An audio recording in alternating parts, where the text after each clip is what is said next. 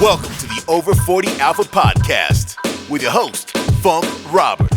Welcome to the Over 40 Alpha Podcast. This is episode number 178. I'm your host, Funk Roberts, and today we are continuing on our journey of the Funk Fitness Legacy Series. This is where we honor the pioneers, the OGs who laid the foundation of online fitness and the online fitness movement as we know it today, but during the golden era, the golden years, 2006 to 2013. That and those were the golden years and where the foundation of online fitness was born, where it was paved, where it was built.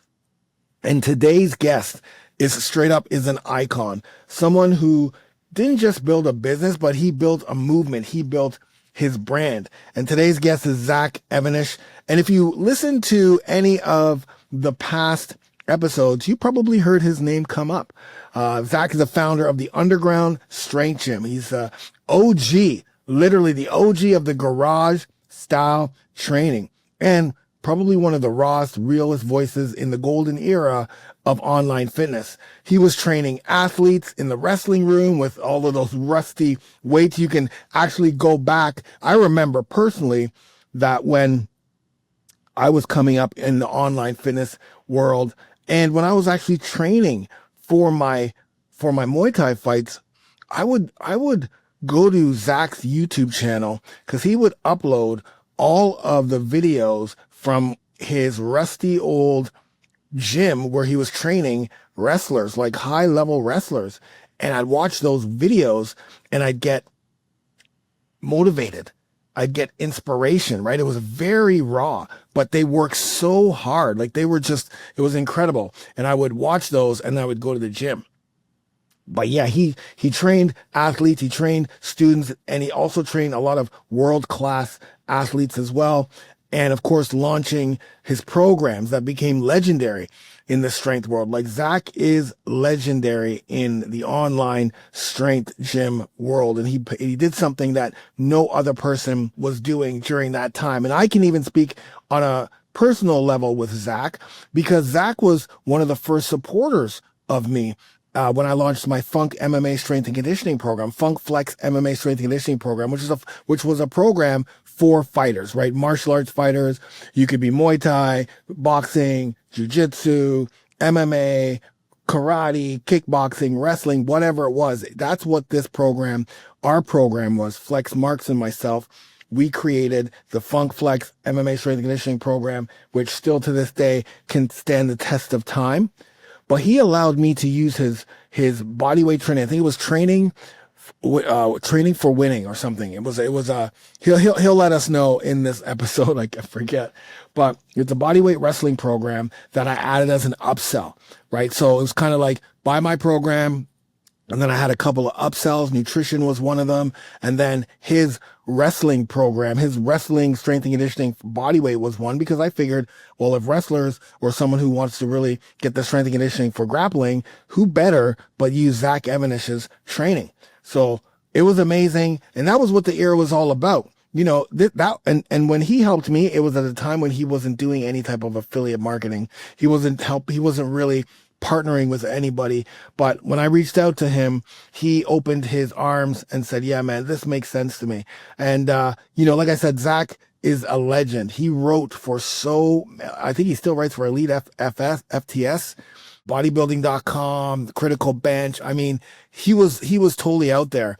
So this episode, I'm excited because we're going to dive into Zach's origin story. You're going to learn how he went from, an athlete to a strength coach. And we're going to talk about his legendary programs and training philosophy. We're also going to talk about the affiliate days and his connection to who I call the Wu-Tang Clan of the online fitness era back then, Critical Bench, all of those guys, Joe DeFranco, Elliot Hulse, Smitty, Diesel, Mike Westerdahl, Chris Wilson. There was a crew of guys, Judd, there was such a crew of strength guys, like real raw strength.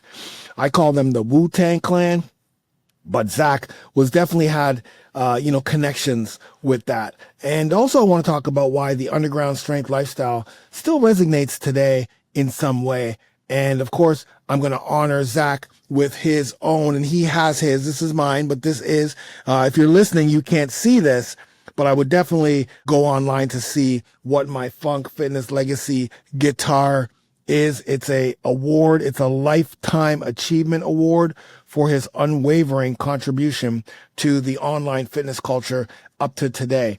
Get ready to go underground. Get ready for the alpha. Get ready to get raw. Get ready to roll and enjoy the podcast. Hey, Funk Roberts here, and welcome to the Funk Fitness Legacy series of the Over 40 Alpha podcast. This is where we honor the pioneers who laid the foundation of online fitness as we know it today, specifically between 2006, 2013. That's the heyday. But today's guest is a straight up icon. It's someone who didn't just build a business, but he built a movement. And Zach Even-Esh, who's the founder of the Underground Strength Gym, you may have heard of it, the OG of garage style training, and one of the rawest real voices in the golden era of online fitness and even today. So today I want to welcome Zach on the podcast, welcome you to the Legacy series. Zach, thank you for being here. Yeah, thank you, Funk. You're the man. Thank you. Okay. So let's get started, man. Like, take us back to what was the origin story of Zach Even-Esh and kind of like transitioning into the online or the underground strength movement.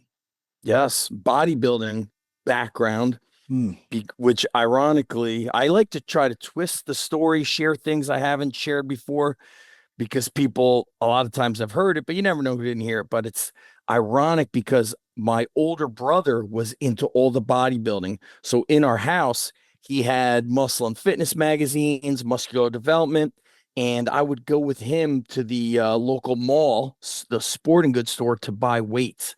And I remember the first time buying weights with him was like it was like a treacherous experience because we had to cross this highway called Route 1.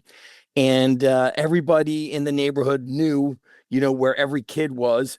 And I remember hearing stories like, you never cross Route 1. You could get killed if you cross Route 1. My older brother was like he was so adventurous and extreme. He's like, you're going to come with me, Zach, to buy weights. We're going to take our book bags. And we always had different, jobs. I had a paper route. He had a paper route. We would mow lawns, rake leaves, and he would save his money. He was a bus boy, and he would save his money and just keep accumulating weights. So I remember going to Herman's Sporting Goods store, Menlo Park Mall. This is Edison, New Jersey. Okay, New Jersey, okay. Yeah, I've seen some, I think it pops up on Instagram, like they have videos of the old Menlo Park Mall from the 80s. And I was like, oh my God, I remember Herman's Sporting Goods. And so we had the weights with the spin lock collars. Yep. We had, I think it was a Joe Weider bench, which had a very narrow upright. So if you were going to bench press, you needed somebody there to make sure the bar doesn't flip, or you had to like push the bar over. You had a lot of what I call FIO, figuring it out on your own, which I think is something like today I just trained this morning a bunch of high school athletes, and the FIO is just not there because they just consume information rather than this kind of crazy stuff that my brother had me doing. And so my brother also had bought, when we were in Israel visiting my grandparents, Arnold's Encyclopedia of Modern Bodybuilding, which I think the original one is the best. All the black and white photos, all the original golden era bodybuilders. And so I remember my brother had that book, and what he would do is just open it up, put it on his bed, and there would be these programs to follow, high volume, a lot of 5 sets of 10. And that's what we did. And I didn't really start getting into the bodybuilding until the end of 8th grade. So my brother was 2 years older than me. And I remember feeling like, why am I not excited to lift weights? 6th grade, 7th grade. I didn't really like it. I would do it for a few days, but I would still read all of his magazines, all the bodybuilding magazines, the books. And then the end of 8th grade, I just started getting into it. And that was it. I have not stopped training since June of 1989. That's when I began the bodybuilding workouts. And in that era, there weren't these big commercial gyms. Gold's Gym and World Gym was around, but there wasn't any of them near me. But there was what we call mom and pop gyms. But I started in my brother's room and then went to the local YMCA in the summer of 1990. And the local YMCA back then, it was awesome. It was kind of the end of when York barbell equipment was going into every YMCA and every high school weight room. And I loved it. It was a very small weight room, and there was no young kids really in there. I was the youngest, age 13 or 14, and the older guys would mentor me and say, hey, move your hands out a little bit wider on the bench press, or why are you doing forced reps? Stop doing forced reps. You're actually not going to get stronger that way. You're just going to keep fatiguing yourself. And so that was the first gym. And then there was another gym that was all built by the owner. He welded the benches, he welded the dumbbells, and it was called Dynamic Fitness, about 7,000 square feet. And that was really where I started. I remember being afraid to go there because the guys there were big, but that was kind of like each next step. And so I followed bodybuilding workouts while competing in wrestling in high school, which was not good for strength and power development. As you know, your video started with the funk MMA, all the jump training, the body weight stuff. I was good at doing pull-ups and push-ups, but my training was high volume, body parts split, 30 sets of legs. Next day, 30 sets of chest. The next day, 30 sets of back. And I built a good physique, but I was not strong, and ironically, I actually still see athletes training that way because now they're influenced by, Chris Bumstead, Sam Sulek, which, for men, the bodybuilding is good. It gets you to look good. Your physique looks good. But when you're a competitive athlete, you need the strength, you need the power.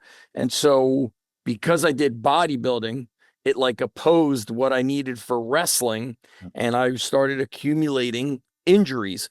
And it's like still to this day, the knee injury really started in my high school time. It was just been, one thing after another with that knee. And I always say, man, if I trained the right way from the get-go, my joints would be healthier. And so bodybuilding segued out into more of the early days. I don't even I hate to say the word functional, but I tore my ACL in my mid-20s training in grappling, which they called it before jiu-jitsu. It was the early days of MMA. Yeah. The place I went to, they just called it NHB, no holds barred fighting. Yeah. And so I tore my ACL around age 27. And I remember saying to myself, man, I could, bench press 315 for 6 to 8 reps. I can squat 500 pounds for 6 to 8 reps. But why is I just tore my knee. I had dislocated a shoulder. I, broke my nose. And that's when I started learning, luckily, early 2000s, proper training. And I came across Westside Barbell. I studied what Russians were doing with their wrestlers. And then I also took workouts from golden era and silver era bodybuilders, because those bodybuilders they would bodybuild, but then they would also compete in weightlifting and powerlifting. Like York Barbell, guys like Tommy Kono and John Grimmick, they were on the USA Olympic weightlifting team, yet they were also winning professional bodybuilding shows. And so their physiques were very inspiring to me because they looked rugged. Yeah. And I was more inspired by that. And so after my ACL tear, actually it was a little bit before that, I started lifting out of my parents' garage because I didn't want to go to the gyms anymore, Funk, because what happened is in those late 90s, it was just bodybuilding and powerlifting. Then in the late or almost mid 90s, fitness became this thing. There were fitness magazines, and it was like, you're not strong, you're not big, you're just kind of fit. Yeah. Which at my age, I was like, man, I want to be big, strong, jacked. Now I'm almost 50. I'm like, yeah, fitness, that makes a little more sense to me. So the gyms were seeing this kind of different genres, evolution. And so gyms that were once these hardcore bodybuilding places they were like, all right, we got to add body pump class and we got to add more cardio and we need this. And so that hardcore element disappeared. So what I did was I said, I'll just build it in my garage. And I was buying equipment. I don't even think eBay was out. I would look on newspaper classifieds in the early 2000s and just purchase used equipment. And that's how I started accumulating equipment. And then the underground really began because I was looking at, I'm talking about all these influences. I had remembered my dad telling me as a kid, Zach, come downstairs, look at this. And it was World's Strongest Man. And I may have been, 9, 10 years old. And it was guys like, Lou Ferrigno, Franco Colombo. There were some NFL players in there, but they were throwing tires. They were bending steel. Yeah. This Herschel Walker. Yeah. They were demonstrating this like crazy strength. And to me, I was so inspired by like the Hulk on TV, Tarzan, talk about, sound so old, but I wish I would have been training that way. So underground strength was a inspiration to get away from gyms that had bad atmospheres, bad music, and blending old school bodybuilding and strongman training. And so I was making sandbags, lifting stones in the backyard. And I just remember not only what it made, gave my body and strength, but it made me feel strong. It built my confidence. And I loved that feeling. And so I've always been very passionate about the training. I'm still super excited to train. But now my training is a lot of whatever I feel good doing. Like right now, I'm taking a break from back squats and I'm getting back to more kettlebells, sandbags.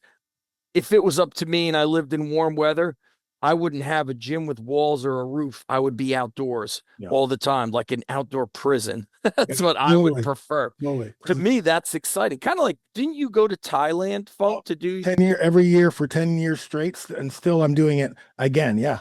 100%. Oh, and I've seen some of their quote unquote gyms that are like outside on like a dock or something. It's incredible. So Tiger Muay Thai, Phuket, Yes. all of those places I used to go. So I went the very first time, 2010, and it was only 2 gyms, but everything was outdoors. I mean, it's underneath this big, huge tarp, but it's all outdoor because of the training. It's incredible. Then all our training, and year after year, I would start training fighters and I would do seminars, and it would be like, in fact, one of my clients right now who lives in Florida just built a part of his gym outdoors as an inspiration from Thailand. So he has all of the best. Yes, Florida could do it. Yes, Florida for sure. Send me photos. I want to do it in. I'll do it in my backyard. And then what's the saying? Like, I won't ask my wife for permission. I'll ask for forgiveness after it's done. Right. So let me ask you a question about. Yes. So your type of training was obviously completely different, right? Because you brought 2 different types of training protocols together. What was the feedback from your friends and people coming to your like freaking rocks and sandbags? And like you were just saying that how back in the day bodybuilding, like me too, like Muscular Development, Flex, like all those magazines, like I grew up with them since I was 11, just like right. And then you're right, I didn't even think about that, but the mid to late 90s, the gyms definitely changed. I was a professional athlete, so I wasn't really in the gym a lot. I was still training out of like the local community center because that's where everyone like trained. But you were doing something completely different. Even to this day, it's probably still looks like, oh my God, what kind of training is that? Talk to us about what the feedback was. And I remember. I remember people called me an idiot. They said he's an idiot. And, I won't even off camera, I would mention to you the names, but the one coach has passed away since then. One coach is very big in the college sector. And they were like, that guy's an idiot. And I also was inspired by the Rocky movies, the running, the carrying of logs, Tough Gym, Rocky 3. To me, that moved me. And even people close to me, when I was starting to somebody had interviewed me for, it doesn't even exist anymore. It was called like Shoot Fighting UK. And as you remember, shoot fighting was kind of the earlier style, precursing MMA. I think it was popularized in Japan. Yeah. It's like the open palm strikes. I was interviewed on that site, and somebody reached out to me and said, you should create a ebook. And I was like, what the heck is an ebook? And I think he was messaging me on AOL Instant Messenger, if you want to know how old I am. 100%. So I remember my family was like, why? What is Zach doing on the computer? He doesn't even know how to work a computer. And so I had to buy a bootleg Adobe PDF maker on eBay. So on eBay, you would buy it and it would be like, get you 5 PDFs. And I think if you were to buy Adobe PDF maker back then, it was like $1,000 CD-ROM. Yeah, ROM. Yes. Crazy. Oh. And so this guy, whoever was messaging me, encouraged me. And then Ryan Lee in the early 2000s had Personal Trainer University, and his website, the other one was called Sports Specific. But Ryan's Personal Trainer U was saying, hey, most trainers burn out. They coach people from 5 to 6 a.m. till 9, 10 at night. You maybe have this break somewhere in the middle of your day. You're driving all over the place.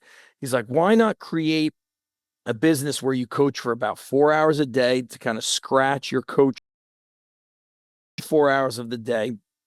You're online and you could create PDFs. And so I learned from him, and probably on his website, he may have outlined how to create a book with 10 chapters. And I just followed the outline. I had purchased a business course from him. And I remember being in my room, and I put the CDs in the stereo, and had the computer, and there was like a workbook, 3-ring binder. And every time he said, okay, now to build your own website, go to this website. And I bought it. It was called Website Wizard. So I was building my own websites, and everybody thought, yes, crazy, he's stupid. And I said, you know, what's interesting about the coaches back then, you know, if you were coaching at the college sector or professional athletes, there wasn't really a lot of that in the early 2000s. In fact, the word strength coach was still kind of a new phrase. You were still being called a personal trainer. Nobody really knew. And all the functional training coming out, you thought, oh, I got to train people on one leg. I got to stand on the balance discs or the wobble board. Yeah. And so I was like, but I don't connect to that. I don't connect to the tuck my shirt in, put my collared shirt on. I was like, I'm more of the Hell's Angels. That's what I remember thinking to myself, just breaking the rules. Yeah. And so Ryan Lee, during his interview with me around, I can't remember what year it was. Let's say it was 04, 03. He's like, how would you describe your training? And I said, I don't really follow the rules of training. I don't follow the specific program. We break the rules. I said, we are underground. And underground to me was, you just don't follow the norms. And then, of course, not long after, those odd objects became the norm, and it wasn't so underground. I remember seeing on, what was it called? World's Biggest Loser? What did they call that? Yeah. Biggest Loser. Biggest Loser for the weight loss. Once I saw like a grandma flipping a tire, I remember thinking to myself, oh my God, like this is now mainstream. Whereas everything I got was very imperfect. If I was getting a tractor tire, I was getting it there was a tire yard in Edison, and I had to like go there and flip the tire to make sure there was no like wire or cable or nail sticking out. I remember thinking, oh, we got to wash this. No, kids would flip tires and be covered in grease, and that's what washed the tire through the work. The first gym I got, the first warehouse, was in 2007. We were next to an auto garage, and this guy would dump things in the back, all the spare tires. I remember in the back was a radiator, like a radiator heater. Oh. And there's a video of me like carrying a radiator in the back. And where did I come up with that? Rocky films. He would go to the junkyard and swing the sledgehammer. He would carry stuff. And so I had this inspiring memory of what other people, these great movies or great people did. And I just felt like it was something special about it, rather than kind of being in this gym, like I said, the walls, the ceiling, I felt like those walls placed limitations. And so I did a lot of outdoor training, especially when the weather was, favorable for us. We spent a lot of time outdoors. And I say it to this day, our training is so like intelligent and well thought and great. But I'm looking at older videos of the athletes I trained. They were tougher, they were stronger, they were just meaner, they had work capacity and durability through the freaking roof. And maybe it's a changing of the times, but I'm gonna post like a video later on Instagram. I was looking at a 2010 workout from the underground strength gym, and I was like, oh man, the volume we did, these kids were just killing it. Yeah. And today they're showing up late, they got to leave early, they're just doing more stuff, but they don't get much out of it. And it's, so I like going back to that tougher style of training. And I think whether you're an athlete or an adult, male, female, we can all benefit from it. I think even more so today, we're so like stuck behind computers and phones. That style of training is more exciting, in my opinion. 100%. Those videos that you're talking about, those were the videos that fueled me to train. So like I would watch those videos, Martin Rooney, I'd watch your kids. Oh, Martin was awesome. Yeah, but those gym workouts that you used to post, I was watching these kids freaking like jump, like they'd be in the trap bar and they're doing jump squats and they move over here and they're pulling up on the pull. Like I was like, dude, and then I would I'm getting goosebumps now. Then I would go out and Yes. I used to train in my when I was transitioning back into my parents'. I used to train in their gym. And then when I moved out, I was always trained outside. Like even to this day, when I'm shooting my videos, I train right out there. I can't Love it. I don't like training in the gym because of the air conditioning and it's so bougie. I can't, even the boutique gyms are bougie. Like I want rough, tough. I'm doing, burpees and then I get up, my shirt's, my shirt's all mashed up, my shoes are all dirty from yesterday's workout out here, right? Like that's what I want. That's the Yes. You feel like you're sweating. It's 100 degrees outside. You're up outside, and so those videos, please post those because those are the driving force, not only for me personally to go train, but just thinking about like the training and like, okay, strength and conditioning, fighters. That's a good one. Okay, we're gonna transition from that exercise to this exercise and getting it from a lot of stuff that you were doing. But man, you're so right about the kids today, right? Because we'll come back to what we were talking about before, but this is an important one because a lot of people who are listening to this 40s, 50s, 60s, 70s, do you still train younger, like high school kids or? Yeah. So I'm a strength coach at a high school. Right. Okay. And then we've still got the underground strength gym. But last year, from a business standpoint, I actually took myself off the floor, which was actually and still is a little bit stressful for me. We have a great coach, a great head coach, great assistant coach, but I needed to grow the gym to impact our community more. And so I found that because I'm always on the floor, there's just more behind the scenes work is needed to grow the gym. You would think, hey, I'm in a small community, more people know about us. It just takes so much work now to get people to like cross the line and walk through the doors. Yeah, they're so distracted on their phone.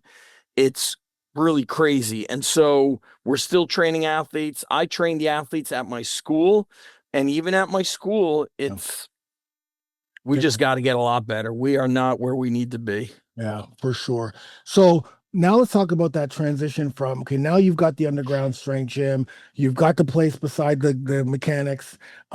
People are starting to come. Before we get into the online, what types of people came to your gym? Who were your members or people who would come? Yep. It was the same people that were driving to my house. So for 4 years, I trained people out of my 2-car garage, the backyard, and the school after hours local playground. And then 1 year out of my parents' house. So I had a lot of wrestlers, football players, baseball players. Some of them were lacrosse, some of them were basketball. And then when I opened the warehouse spot in 2007, a few adults walked by. Also, I was sharing a parking lot with a commercial gym. And so sometimes people would see that and they would be all the machines there. And so we had adults training for a little bit. I remember actually our adult classes, our athletes were 5, 6, 7 p.m. because I was teaching. I'd get out of school at 3:45. I was very close to my gym, 7 minutes, 5 minutes, drive there, train, eat, train. So I would do a 5, 6, 7. I was training adults at 8 p.m. Ever since COVID, like our later groups are slow, our early group, people are not commuting to work. So we did have some adults. And I was like, man, I do not like training adults. I didn't like it at all, Funk. And now here I am, almost 50. We started training adults in the mornings at my gym. And I think they need it more than anybody. But men sometimes struggle with relinquishing ego, saying, I'm going to let somebody coach me.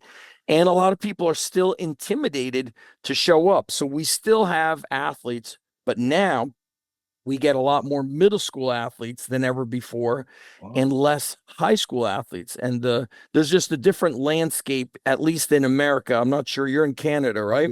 Probably same. Yeah. It's probably the same. Like travel and club sports has grown where kids are now, let's say you play baseball, you're not on one team, you're on 2 to 3 teams. Yeah. So you don't even have time to train. And that's why I always say, I know it sounds rude, but I always tell people, listen, I'm just stating the facts. Athletes are so weak. They're weaker than ever before. There's many high school boys that are playing a combative sport like football, lacrosse, hockey, wrestling, that can't do 10 proper push-ups, and I always say, why can't they? Because they didn't grow up watching Rocky. If you were in 3rd grade, like I was watching Rocky, I think I saw Rocky 3 it was Rocky 3. What did you do? Push-ups, curls, and running. And I know that doesn't sound, but guess what? That's actually really good. Do you do like 5 sets of 10 push-ups and curls and then go running? It's actually really good. 100%. But kids can't run today. Why? Because they only go to a place that's speed and agility. They don't have the fitness to run a mile or even a quarter mile. Wow. And so we need more like Rocky type stuff going on. Which means we need more Rocky type coaches, because it's the coaches and the places that they're going to that are kind of trying to, I mean, I'm not in that space, but I know that one of my good friends has a gym that I used to shoot at, and the parents are very like, that you want to make the parents happy because they're the ones that are paying. So a lot of the training is kind of like, it depends on who the coach is. That's all I'm saying. Like I've got. Yes, it's very true. No, it's a business. Yeah, it's a business. And so you're looking at what these other places are doing. You're listening to them. What do parents? They call me and they say, hey, my son or my daughter needs speed and agility and core strength. They don't even know what that stuff means. Really what's going on is the athletes are lacking strength and fitness. And I say it, we train adults in the morning at my gym. We do a 45-minute workout. Yeah. And I always say, you know how many athletes could use exactly what these adults are doing? And then all I'm going to add is sprinting, jumping, and medicine ball throws. Right. And it's going to be a great training for them. Yeah, man. Amazing. Okay. So let's move into that transition online. Yes. Right. So now you've got everything going. How does the Underground Strength Gym, the online version, start? It actually started before I opened the warehouse. Okay. And Ryan Lee he had the 2 membership sites, but he felt like there was this niche for underground, like people that wanted to train like Rocky. And so that's where undergroundstrengthcoach.com started. And Ryan was my partner. I would create the content. He would email his list. He would upload all the content. And then that's where Underground Strength Coach membership site started, 2005. We launched it in February 05. I was writing articles the summer of 2004. So we're 21 years ago. Crazy. I remember where I lived, down the road where I used to go like BMX biking, there was these dirt tracks, and it was like woods back there. They knocked all that down and put up large houses. So I remember riding my bike down there, finding a big stone and doing 10 sets of 10 deadlift and push-ups with that. And then writing articles about doing, German volume training with stones and body weight. So the membership site was going on, and I was blogging before there was blogs. I would just write articles on my website. There was no video. I posted my first video on YouTube in 2006. And so I was building, I guess, the mystique of it before the gym ever opened. Once I opened up the first warehouse, people had known about me because nobody else was posting content to things like MySpace. On MySpace, there was videos of us dragging sleds, climbing ropes that were attached to the tree in my backyard, kettlebell training. People were still calling it, kettleballs, yeah, or cow balls. They Yep. didn't even know what it was called. No. They saw videos of us pushing trucks, and so nobody was doing that. And if anybody did own a gym, it was more of the style of a personal training studio. For athletes, you had Joe DeFranco in a storage closet up in North Jersey. You had Jay Ferrugia, who had a warehouse gym, but was training a mixture of adults and athletes. But Jay was not really sharing content. Joe was writing called like an Ask Joe, which was always fun. Yeah. And also I was on the Elite FTS Q&A team. I had met all those guys at a seminar, but leading up to that, they needed articles written. I was writing an article multiple times a week. Like they couldn't even keep up with my articles. I couldn't stop writing if you put a gun to my head. I wanted to share everything. Yeah. And so one day Dave said to me, he goes, Zach, the only people that have written more articles for Elite FTS is me and Jim Wendler. He's like, and Jim was like their, vice, I don't know. Yeah, he was like the number one guy. Yeah. So I was writing, I would take photos with a digital camera, and then you'd have to plug it in and move file. I don't even know how I learned all the technology stuff. I just figured it out. And my passion, I couldn't shut it off. And so I was creating ebooks and selling them before I even owned a gym. I was writing for Men's Fitness before I owned a gym. Yeah. And so I was putting out a lot of content. I still do. I think what's happened today, as you know, is the creative behind the content. How is it? What does the video look like? What is the editing? Basically the stuff that a videographer is doing is now what you end up doing as a coach, and it takes you away from coaching. But that is, as Gary Vee says, he's like that. The market is the market. That's what they want. Yeah. You don't get to judge. You don't get to choose. What They choose. Yeah. Yeah. Yep. Wow. So I remember reading a lot of your articles and seeing you everywhere. It seemed like every magazine or online website, there was Zach.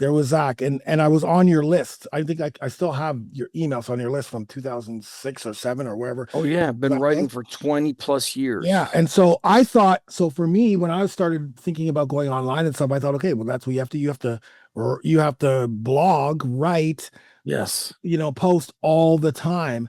To get that message out there. And that was from seeing you doing it all the time, coming into my inbox, maybe twice a day sometimes. Like it was but it was always good info. It was always like, okay, I get you're a very good writer, and it was always good info.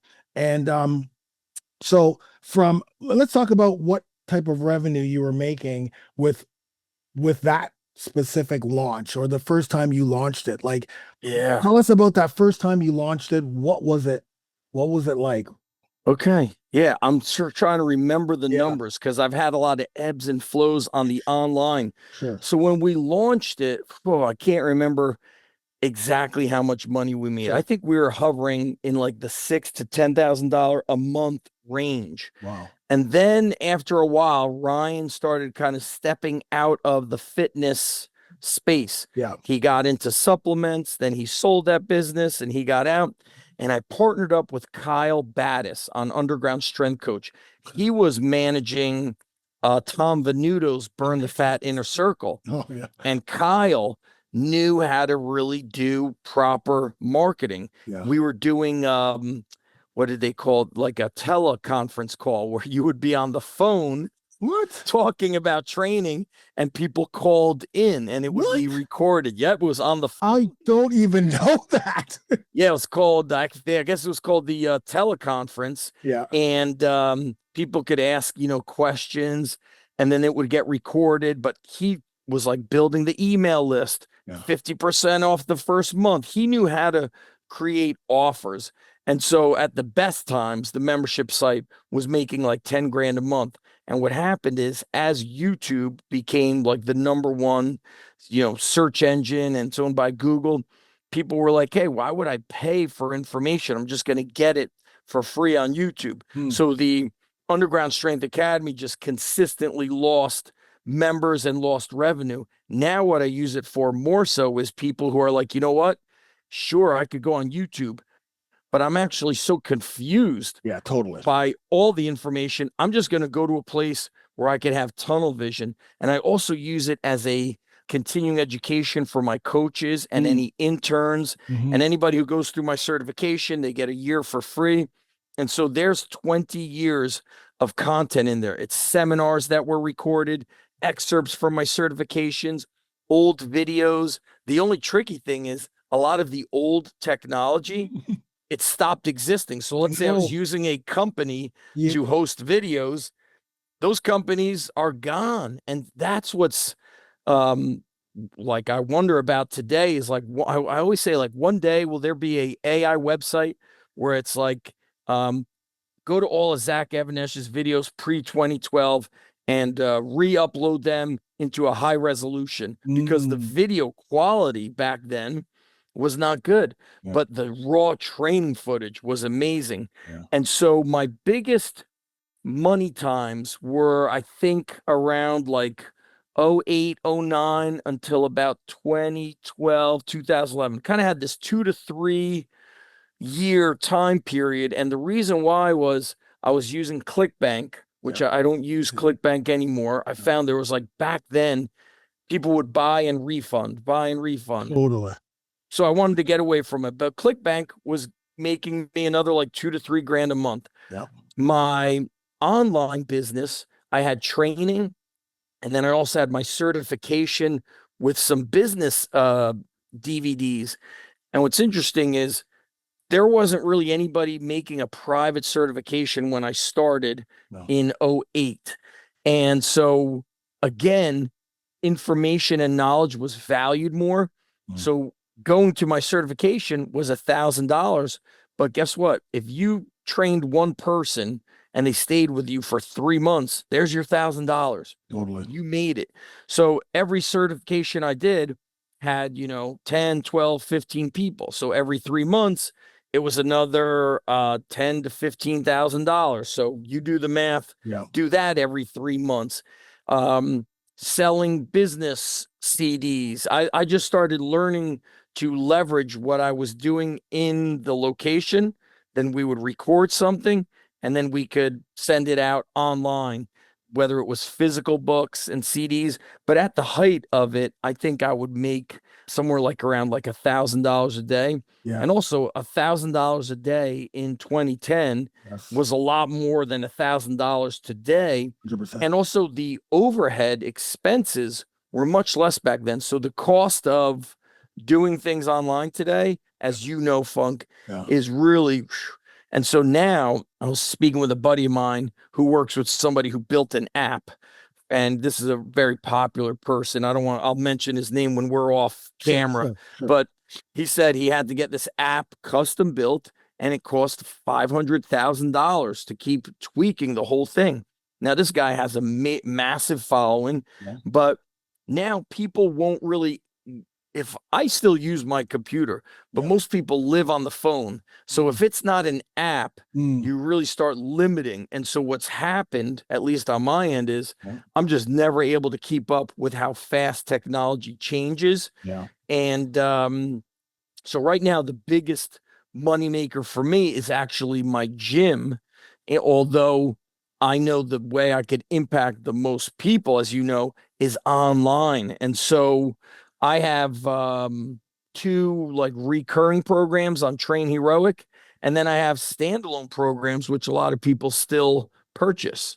Yeah. I'm going to talk about those standalones, but we're going to talk about those standalones. Which one you think, like you had some iconic you had the bodybuilding, Bodyweight bodybuilding. gladiator training. Yes. The wrestling one I know for sure because I added it to my funk. Yeah. We'll get to that in a second. Nice. But I'm going to ask you, I'm going to give you some time, but I'm going to ask you which one of the ones, but aside from the other, but not right now. Don't answer it now, but which one you think would be the best? But let's go back to the ClickBank days. Let's go back to the affiliate days. Yeah. That was an important time, I think. For me, I always think about that was really when we all built, I talked about this before. It's like back in those days, 2006, 7, 8, 9, 10, 11, 12, 13. I think it started to change around 13. Yep. We helped each other. Like we all had our own niche, right? Like even though like I was like strength and conditioning for fighters generally, but then there was all these little niches, right? You had ground strength, a lot of wrestlers, what have you, right? And so it was like in the 90s hip hop where not one rapper sounded the same. Like in the 90s, not one rapper sounded the same, group, nothing. Everyone had their own style, which is what made rap, and that being the best era. And we had the same thing, but we would mastermind together. We would be affiliates every week. It'd be like, okay, Zach's got a program. Let's, if you have this type of list, this would be the best. You know what I mean? Yes. We'd be open and happy to help others make money. We were helping, we were making money, but we were helping others build their business. Talk to me about what that time. Oh man, for you. So I got the positive to that, and then let's talk about the positive, but a little negative. A little throat punch to it. So the beauty of that was people were, I think, just starving for this information. People were excited because before your information came from, a book or a magazine and you're waiting a month and so on and so forth. I think there was just a lot of excitement in the quote unquote internet space, the internet air to gain that information. And so the affiliates and people working together was a very positive for those that did work together. Yeah. But then it reminded me a bit of like high school of like, oh, you don't sit at this table. So some people would say, hey, promote my book on whatever this, 6-week to fat loss. Yeah. And then when you ask them, oh no, I'm busy. And I was like, oh man, what a game this is. And I didn't really want to be part of that. Right. And even to this day, I always felt very weird if I was promoting something that I personally did not use. So like, for example, it's on my desk here. I use a company that makes compression gear and they sent me stuff. I was introduced to them and I told them, I go, I'll be honest with you. I don't really promote other people's stuff, but if I use it and I'm willing to have my kids use it, then I'll promote it. And so I promote their stuff because I use it. And I remember one time promoting somebody's program and I didn't really like the title of it. I wasn't like that crazy about it. I mean, it was good, but it definitely wasn't a fit for my following, my audience. It would have been a good fit for especially those who were training adults. I was training more like people who were really just training for life and combat. And I had maybe 2 to 3 kind of like rumblings about it in response, like, this isn't you. I would never do this. And I lost sleep over it for days. I'd go to bed and I was almost embarrassed that I was selling something that I didn't 100% believe in. I was kind of like a 75 to 85% belief in it. And I was like, man, I'll never promote somebody's work that I just don't believe in. And I remember losing sleep over it.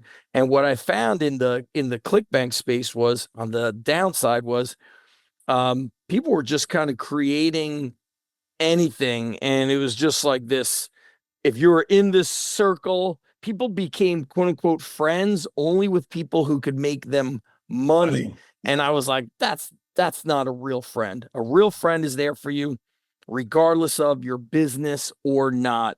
And so the thing that really got me off ClickBank was people would purchase it and then minutes later would do a refund, because ClickBank had some sort of a, I guess their thing was like refund all the time, 100%. And that was also how the websites that were sharing people's ebooks started.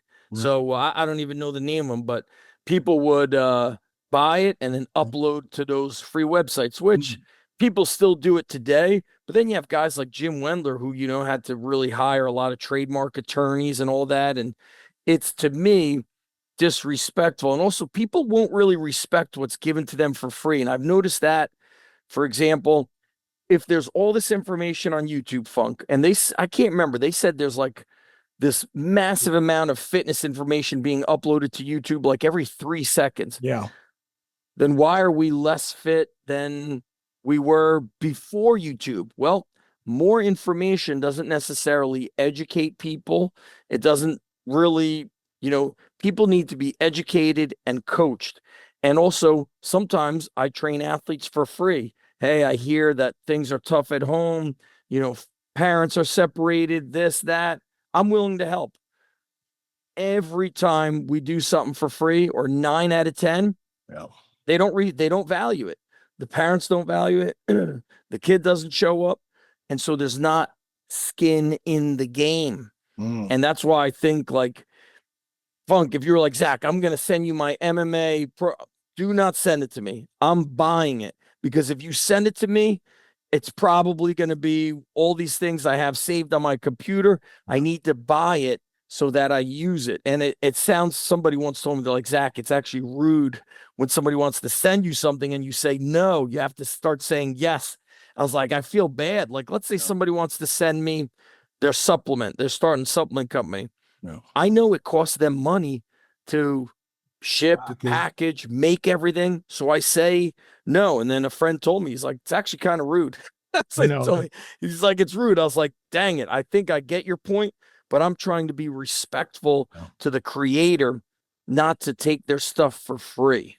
Yeah. And so you said a lot there that I resonate with, for sure, specifically the ClickBank thing. At the very beginning, it was great. At the very beginning, it seemed very great. But then I think what started to happen was people would see the contest. Because remember, we used to have contests. That's right. And people would see the contest. Who's up there? Oh, this person, this person. And so it became a very contest-driven type thing, right? Who's going to make the most money? And then it also became, like you said, well, promote for me, and whatever you need, I can help. And then you come up with this program, and then you ask everybody else to help, and all of those people drop out. And that's what was happening to me in the 2011, 2012. I started to think, oh man, like this isn't what I kind of thought that this was. I'm starting to see the high school. I'm starting to see the clicks.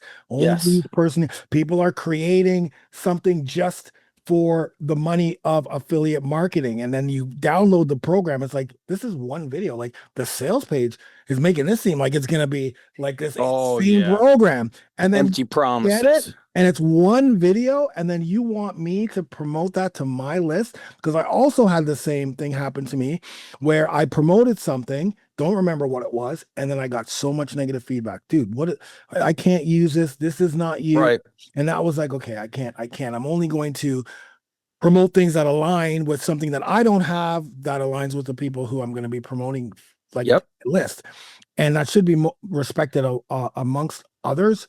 And others just took, no, you're not going to help me, then, whatever that resentment. A lot of those people are not friends anymore because they were only friends because of the money. Totally. Yes. Totally. And I always say, at the end of the day, I got to be able to, what if my kids ask me, what did you do today? I have to explain to them. And I always had that. When my daughter was born, she's my oldest of two, I had really brought a different, deeper meaning to everything I did. I always said to myself, is what I'm doing going to make my daughter proud? Will it inspire her? Maybe they don't know what I'm doing now, but 20, 30 years, they look back and, oh, this is what my dad did. Would you be proud of it? Did I inspire you? If not, I shouldn't be going down that road.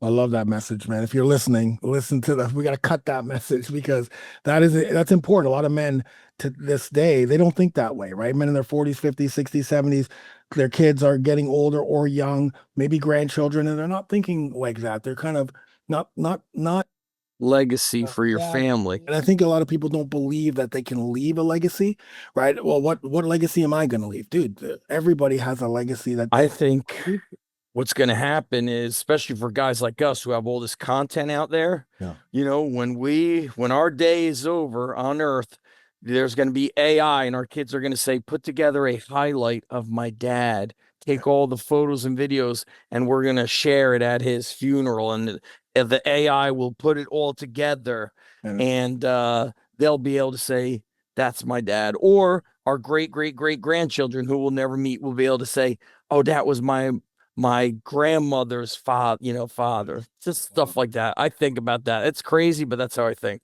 well, you also said something about overload information, people getting Yes. free stuff, not using. We are definitely 100% both Canada, US, the worst shape ever, and yet we have the most trainers and fitness information on the planet. How does that happen? But I honestly think it's going to come around to now more people looking to the programs, looking to structure, right? It's slowly going to come around to that because, you know, what started with I need a structural program to I'm overloaded, I'm still out of shape, I'm still out of shape. It's like, maybe I need a coach. Maybe I need a program that shows me this is what you do day 1, day 2, day 3, day 4. I honestly think in a year or 2 years, that's coming back 100%. So our programs like us, If Olympians need a coach, why does the average adult or athlete not need a coach? It's yeah. weird. It's one of the things that like in my program, my program, one of the feedbacks that I always get like after like someone goes through phase 3, we have a milestone that we give people after the 3rd month, phase 3. In those milestones, they always say something like, "Man, I never thought like that having a structured program would be so valuable, like a structure, because they were going on YouTube or trying this and trying that, but having structure Yep. is what led them to the first transformation that they get. And I think more and more people are going to come around to, okay, there's just way too much info out here. I need structure. I need this. And so guys like you, the ones that us that have this program, like a programming structure, is going to 100%, we're going to still rise above the AI and all of those things because it's something that people don't want to do. They don't want to do the hard stuff. Even today's fitness people, they don't want to do the hard shooting a video, shooting a workout. It's like, how do I make money quickly? How can I use AI to do that? But it's still not personable. People want that personable thing, which is what you bring. Now, okay. So out of those, okay, I'm transitioning right now. Sorry, I'm changing gears here. I'm changing gears. Here's the gear I'm changing to. I'm going to go back to that open door, which was which program, bodyweight bodybuilding, gladiator training, wrestling program, or maybe something kettlebell program. Which one was like your biggest program? I remember bodyweight bodybuilding was a big hit, and kind of following up after everything you said, I actually did the program. And so I remember it was, I've been living in this town. My son just turned 17, so like 15 and a half years. So it was like I was here like a year or two, and that means it would have been like my early 30s, maybe mid 30s. And I was starting to feel the effects of like heavy lifting. Right. And I remember like walking down the stairs, I was like, man, my feet hurt. My lower back was always sore, and my body just felt like hell. And I've always loved body weight training, calisthenics. And so I was like, you know what? I'm going to do a 2-week break from the weights. I'm just going to go for 2 weeks and give my body this reset, a deload, but almost like a reload. And as I got closer to 2 weeks, I was like, man, I'm really loving this. I would sometimes do all body weight in my house, but I did it in the summertime. And so I would go to these elementary school playgrounds. School was closed, and I'd find schools that had parallel bars, monkey bars. So I would do a lot of like hand walking. And also those were the days of like, you would remember them. They had different like group names, like the Bar Stars and the Barbarians. So I was watching a lot of those guys, calisthenics. Yeah. They were all in like Brooklyn and New York, but it was kind of like this worldwide thing. Yeah. And so after or getting near the 2 weeks, I said, you know what? Let's see if I could go 30 days without touching a barbell. And for me, it was more of a mental challenge because I loved squat, bench, deadlift, power clean. I love that stuff. Yeah. So I said, let me see if I could go for 30 days. I'm feeling great. I was like, I think I'm just going to keep going with this. And it became 6 months of me doing all body weight until I finally touched the bar. I remember deadlifting again. And I just didn't go back to the bar until my body said, now's the time. And so what I did was I simply documented my workouts and I put them in a PDF. But the reason why it worked so well is I was writing to my own people. Right. You're training for 15 years heavy, maybe more. This hurts. That hurts. I remember I strained my back so heavily I was ironing clothes and I dropped a hanger and I went to pick it up and my back was like, I was like, and back then I didn't know how to rehab myself through injury. And I remember, and I like walked backwards and like laid on the bed and I was just incapacitated for over a day. I remember my back was so messed up. I had to go to physical therapy. Now any injury I have, I know how to heal. Right. In thanks due to YouTube, just researching shoulder pain, back pain. I've learned and gone down the rabbit hole. But bodyweight bodybuilding is still popular to this day because I think a lot of people, they get tired of feeling beat up and banged up. Yeah. And I've revamped it because when I was doing bodyweight bodybuilding in my early 30s, the repetitions were very high. And I think I started looking at it from a long-term perspective. It could beat up your joints. So I went back in and tweaked up some of the volume. And now I say it's good for athletes, not just adults who take a break from lifting. In fact, athletes, problem is like in the program, you're doing pull-ups on the regular. Most athletes cannot do one pull-up. I mean, I just said they can't do 10 push-ups. Push-up is easier than a pull-up. And so bodyweight bodybuilding is an important course really for athletes as well. And I've had some coaches reach out and say, hey, we're doing bodyweight bodybuilding. That's amazing. Yeah, that was I remember I had to fight with myself to pick between the bodyweight bodybuilding and the wrestling program, because as I don't know if you remember, but when I launched my Funk MMA strength conditioning program, your wrestling program was one of the upsells. I reached out to you and said, hey, I want you to be one of the upsells, right? So I reached out to you. I reached out to Eric Wong. I remember Eric. Yeah. And I reached out to you and I'm like, listen, I need you to shoot a video for an upsell. It's gonna be your wrestling program because the people who are buying this are going to be fighters. And so that program, I believe it may still even be as an upsell. I don't even, it's so long ago. That was like 2011 or 2010. Yeah. So I want to thank you so much for doing that, because at that time, I don't think you were doing any affiliate stuff. I think you were moving away from it. And I think probably. And I had to be like, listen, this is just, you're putting your program into my upsell. I don't know if you're going to make any money or whatever, but it just makes sense because there may be wrestlers who download my program, but your program is really specific to wrestlers at that time. So I really, truly, like, I appreciate you for doing that. Yeah, I said, I want the bodybuilding one, but no, the wrestling one has to be the wrestling one because it just makes sense to what we are doing. But yeah, man, that was a long time ago. Yeah, but what I'm remembering is how you reached out sincerely to look for something to help your people. And I remember that because you're right. I was going through a phase of saying no to everybody. And you were very sincere and genuine, and it just made sense. So it may have been workouts that win. Maybe that's where it is.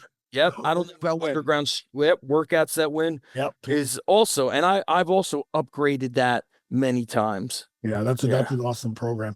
Okay, so talking about hip hop back 90s. Oh yes. Probably the number one group ever in the history would be Wu-Tang. Right? I was just listening to them yesterday. I was listening to them this morning. I was listening to Built for Cuban Links because it's like I think it's his anniversary. You were part of the Wu-Tang for fitness. You were part of Critical Bench. Am I correct? Yes. That was Mike. That was Elliot's buddy, Mike Westerdahl. Yep, Mike Westall. I haven't spoken to Mike for a while, but he had me writing some guest articles on there or doing interviews in the early days.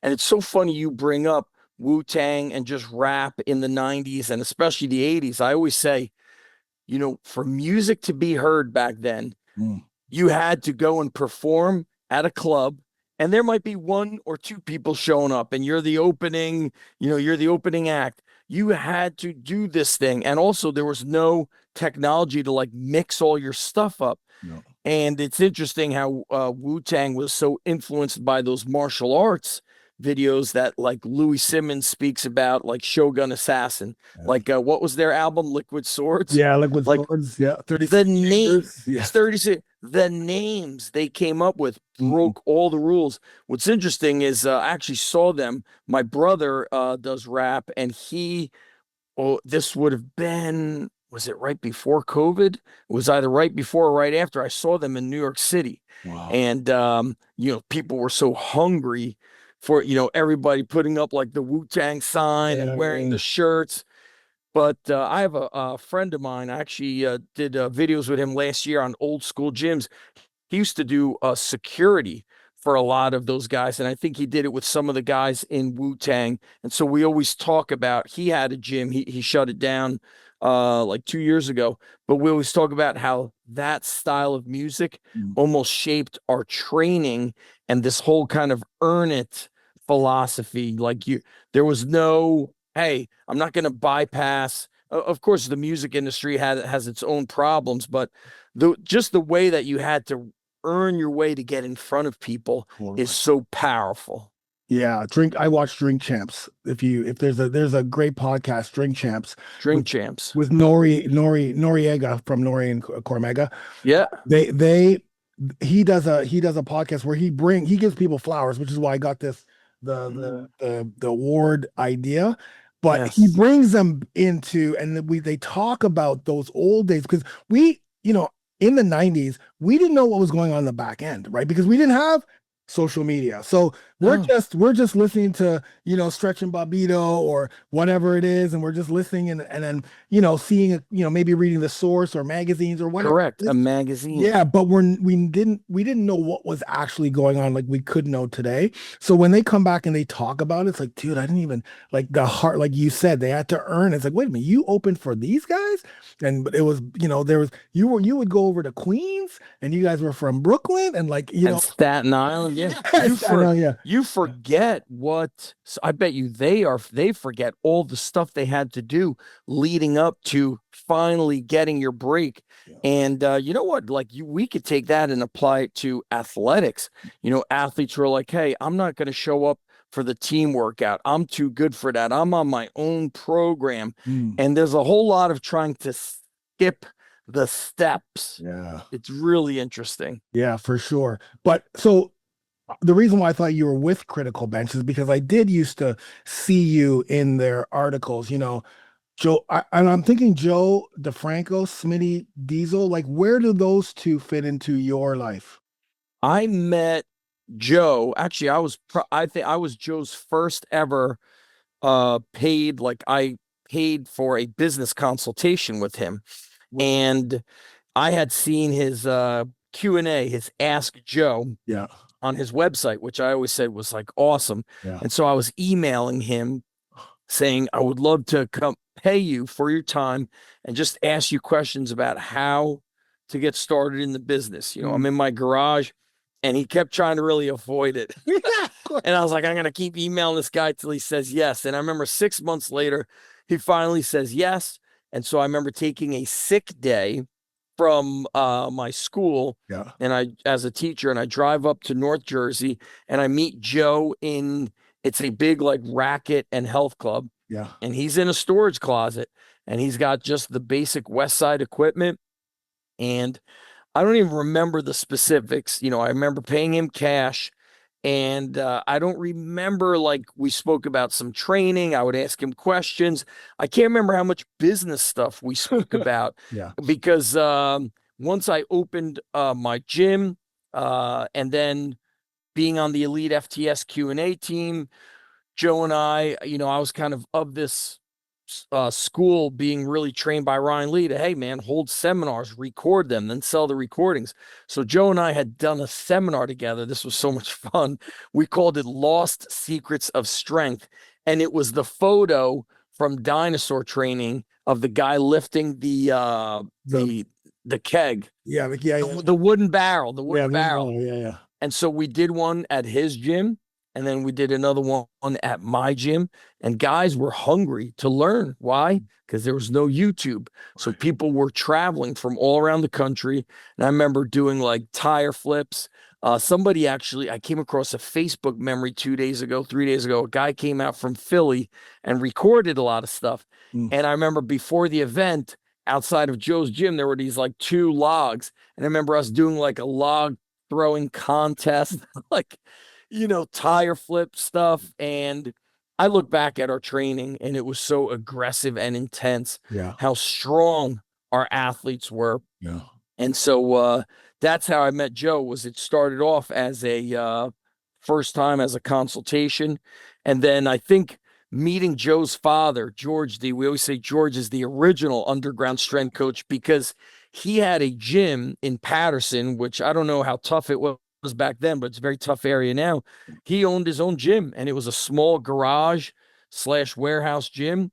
And then I had Joe and I would just do some videos together. We went to a key club, like a 24-hour gym that was in, I think, also Patterson. It was called Empey's Barbell Club and had all this basic strength training equipment. I was like, Joe, we should buy this gym and go in as partners and boost up this 24-hour gym. We really should have done it. Because back then, 24-hour gyms, there was no like swipe key. You got an actual key. Right. But I was like, we should totally get this gym.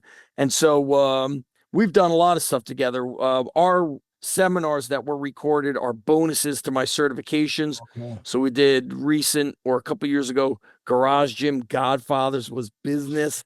Then we did Triple Threat Seminar, which was Joe, myself, Matt Wenning, training, programming. So I add those as bonuses. And then, it's like Joe and I have known each other since before having kids. And now my daughter's going to college. So we always talk about how fast time flies. Yeah, it's kind of, I always say it's heartbreaking that it all goes so fast. And so, Joe, actually, I don't know if he still works, but one of our coaches, he started as an intern for me. Then we hired him. And then Joe took himself off the coaching floor and hired him. And so there's a big trust there of like trusting what we can do, to educate the guys that they enter his place and can just seamlessly transition in as a coach. That's awesome. And then Diesel, what about Smitty? Where did he? Yeah, early YouTube. Same. I mean, it may not have even been YouTube. We may have quote unquote met online from writing so many articles. Right. And we actually did a seminar together. How crazy is this? It was Smitty, it was Jed, it was my buddy Jason C. Brown and Pamela McElry, who were partners in they were called CrossFit Philly. It was like one of the first CrossFits in the world. Yeah. And I rented a I don't know what you call it, like a ballroom in a hotel. My younger brother had a friend that was managing the hotel. We rented a conference room in a Ramada Inn.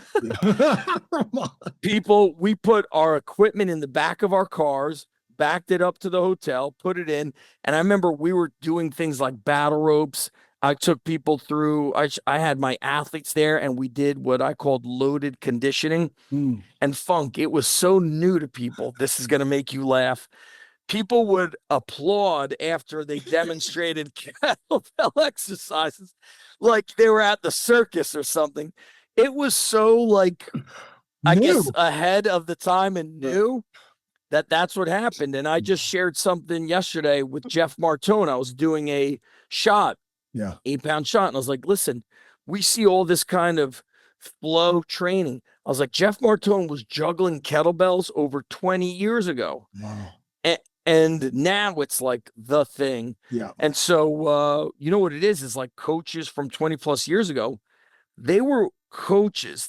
We didn't know that we were going to have to become videographers and all these crazy marketers. Guys like you and I, if you put us in a restaurant, we could manage and grow the restaurant. 100%. I could manage and grow the coffee shop, the local pet store. I could grow all of them, Yeah. but we never knew we would have such depth of business knowledge, or it would be required. Listen, man, this has been absolutely incredible.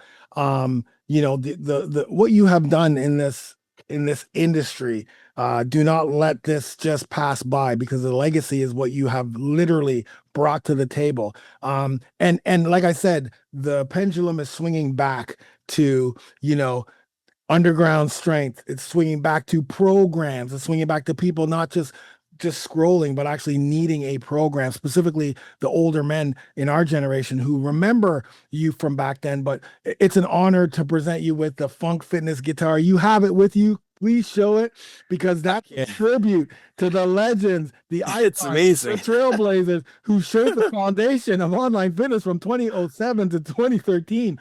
And again, you didn't just build programs, like you built warriors. Like you said, in that gym, you were building warriors. You didn't follow trends, or really weren't any trends, but you made your own path. And I think you're sticking to that own path that you have. And you always showed up for your tribe. That's one thing that, you know, I'm a big tribe person. You also showed up for your tribe and your community, like by not following the affiliate all the time. Like, listen, this internally and with my community, this just doesn't jive, right? And so, underground strength cert, the body weight bodybuilding, the workouts that win, dude, you have a permanent mark in this industry. And like you said before, when your grandchild or your great grandchild or even your kids, you know, they you know, when the time does come, you know, another 50 years from now, 60 years from now, when we have to, you know, go on to our next journey, get uplifted to our next I would say I'm going to be in the iron heavens. the iron heaven. I may come and join you there. Yeah. You know, it's all about that playing back the legacy that you've left, right? The amount of lives you've changed, right? Truly, because that legacy that that AI will come up with is going to touch so many people who are present at the time, or who are watching it online or wherever it is, depending on what type of technology. But it's the lives that you've changed. It's the lives that you've changed, and that's really why we do what we do, right? We want to change lives. Change lives. I always say that is the minimum effective dose of coaches. I say it all the time to my team of coaches. I go, listen, what are we doing outside of teaching squats and pull-ups and all the sprinting and jumping?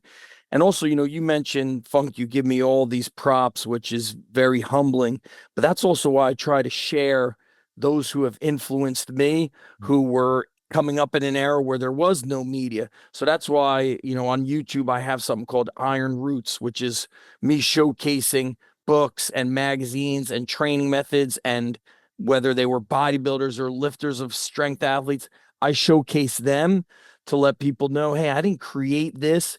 They really started, they lit the flame, and I'm just trying to carry the torch to honor them. And I think, like, you're so humble, Funk. A lot of people will not say, hey, I learned from Funk Roberts. They'll say, this is all me. Yeah. It's okay to say you learned. You know, Brett Contreras speaks about that a lot. He says it's okay to repost somebody else's work. It's okay to say that you've learned from them.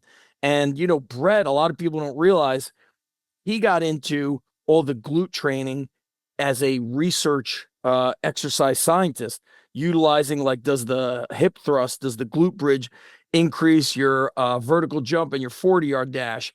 And then it just so happened that all these women are like, hey, I want a bigger butt. Yes. But when you look, I say people forgot that Brett was always a meathead. He's still squatting and deadlifting, you know, and what is he doing? He's just, the crowd that came to him is the ladies. And so now he teaches them how to squat, deadlift, lunge. He trains exactly how they train. Yeah. We just call that live your truth. Live your truth. That's a great way to end this off, man. I'm so honored to have you on. Thank you for being. Thank you, Funk. And where can people find you? Like, give us your website and also that podcast you're doing. Strong Life Podcast. Yeah. And type in my name, Zach Even-Esh, Even-Esh. Even if you type it wrong, it'll bring you to my website. And I always encourage people, when you're on my website, use the search button. You want to look up wrestling, football, fit over 40, strong over 40, old school strength, old school bodybuilding. Type that in. And I've got videos, articles, hundreds of podcasts. I've done over 500, plus I've been interviewed by many, and I probably have thousands. My YouTube, I think, has about 3,000 YouTube videos. Wow. Okay. There you go, man. Thank you so much, brother. Thank you, brother. And we'll talk soon.